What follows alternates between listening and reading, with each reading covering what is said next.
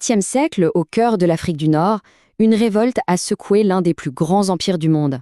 C'était bien plus qu'une simple rébellion, c'était la toute première fois qu'une province entière se détachait, pour de bon, du califat islamique. C'est cette histoire qu'on explore aujourd'hui, celle de la grande révolte amazigh. Alors qu'est-ce qui peut bien pousser tout un peuple à défier un empire? Est-ce que c'est une injustice de trop ou alors une colère qui gronde comme ça depuis des années? Pour les Amazighs d'Afrique du Nord, eh bien la réponse est aussi complexe que puissante. Voici le programme. On va commencer par l'étincelle, l'événement qui a mis le feu aux poudres. Ensuite, on va creuser pour trouver les racines profondes de cette colère. On suivra bien sûr le déroulement de la révolte et de ses batailles épiques pour finir par comprendre ses conséquences et l'héritage qui résonne encore aujourd'hui. Tout commence en 739. Imaginez la scène. Un chef amazigh, Maïchara al-Madgari, prend la tête d'une délégation et fait tout le chemin jusqu'à Damas. Le but?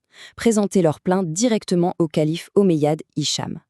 Ils demandaient la justice, mais tout ce qu'ils ont reçu en retour, c'est du silence et du mépris.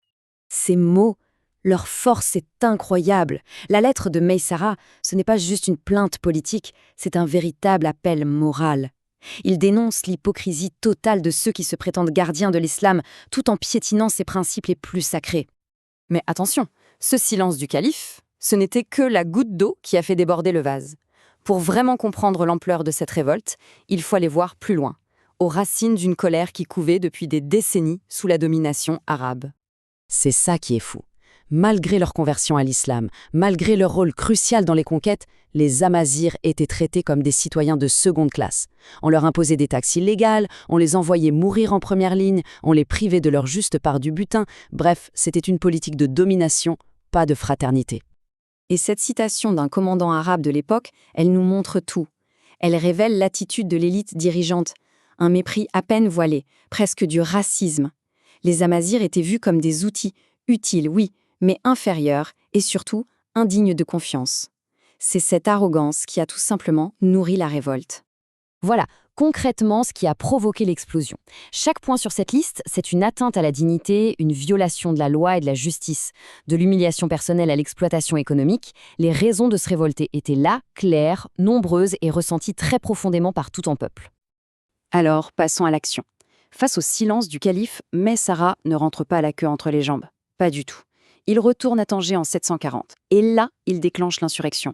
C'était fini. La patience était à bout. Et là, tout s'enchaîne à une vitesse folle. Maïchara prend Tanger, mais très vite, il est jugé trop modéré. Il est remplacé par un chef beaucoup plus radical, Khalid ibn Hamid az-Zanati, et c'est sous son commandement que la révolte va remporter une première victoire absolument sidérante. Le nom de cette bataille, la bataille des nobles, il dit tout. Ce n'était pas une simple escarmouche, c'était un véritable massacre de toute l'élite aristocratique et militaire arabe de la région, qui avait été envoyée pour mater la rébellion.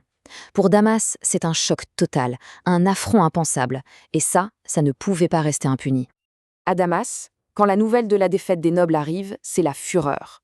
On raconte que le calife Hicham aurait juré de déchaîner sur les révoltés une rage arabe. Il envoie donc son armée d'élite syrienne, le fleuron de sa puissance militaire, pour écraser la révolte une bonne fois pour toutes. La confrontation finale se prépare. Les chiffres sont impressionnants, vraiment. D'un côté, 70 000 soldats d'élite, la meilleure armée de l'époque, super bien équipée. De l'autre, près de 200 000 combattants amazighs. Mais attention, beaucoup d'entre eux sont armés de simples pierres et de couteaux. Le courage et la connaissance du terrain allaient devoir faire toute la différence. Et c'est là que le génie tactique amazigh entre en jeu. Ils n'ont pas bêtement affronté l'armée syrienne de front. Non. Ils ont utilisé des méthodes complètement inattendues pour briser son principal avantage, la cavalerie lourde. En séparant la cavalerie de l'infanterie, ils ont transformé une armée redoutable en deux groupes complètement vulnérables et les ont anéantis, l'un après l'autre. Le résultat est sans appel. C'est tout simplement l'une des plus grandes défaites militaires de toute l'histoire du califat omeyyade. Le gouverneur, les principaux commandants arabes, tous tués. L'armée d'élite syrienne est littéralement pulvérisée. La victoire amazigh est totale. Et ses conséquences, elles, seront permanentes. Cette victoire n'a pas seulement chassé une armée. Non, elle a complètement redessiné la carte politique de l'Afrique du Nord. Et ce, pour toujours. Le pouvoir du califat de Damas sur l'ouest du Maghreb était brisé, net. Le Maghreb occidental ne retournera plus jamais sous l'autorité d'un calife lointain, à l'Est. C'est un tournant historique majeur. Sur les cendres de cette révolte vont naître les tout premiers États indépendants de la région, y compris la première dynastie du Maroc, les Idrissides, fondée par un fugitif arabe qui avait été accueilli par les tribus amazides. Mais cette révolte, ce n'est pas juste un événement du passé. Son esprit de liberté, d'indépendance, il est au cœur même de l'identité amazighe qui perdure et qui s'affirme encore aujourd'hui. Et pour bien comprendre ça, il faut regarder qui étaient ces peuples. Parce qu'avant l'arrivée de l'islam, l'Afrique du Nord, ce n'était pas du tout une page blanche. C'était une terre incroyablement riche, avec des cultures et des croyances millénaires. Loin d'être un peuple uni par une seule croyance, les Amazighes formaient une mosaïque hyper complexe. Il y avait des chrétiens, des juifs, des adeptes de religions traditionnelles, des personnalités comme Saint Augustin ou la reine Dia nous montrent bien la diversité et la vitalité de cette culture avant même la conquête. Ce petit commentaire, trouvé sur Internet, nous ramène à l'essentiel, l'importance du nom. Le mot berbère, qui vient du grec barbare, c'est un nom qui a été imposé de l'extérieur. Mais le nom que ce peuple se donne à lui-même, lui, il est porteur d'un sens profond. Amazigh, homme libre. Ce n'est pas qu'une simple définition de dictionnaire, non, c'est une déclaration d'identité. C'est l'écho direct de cette révolte de 740.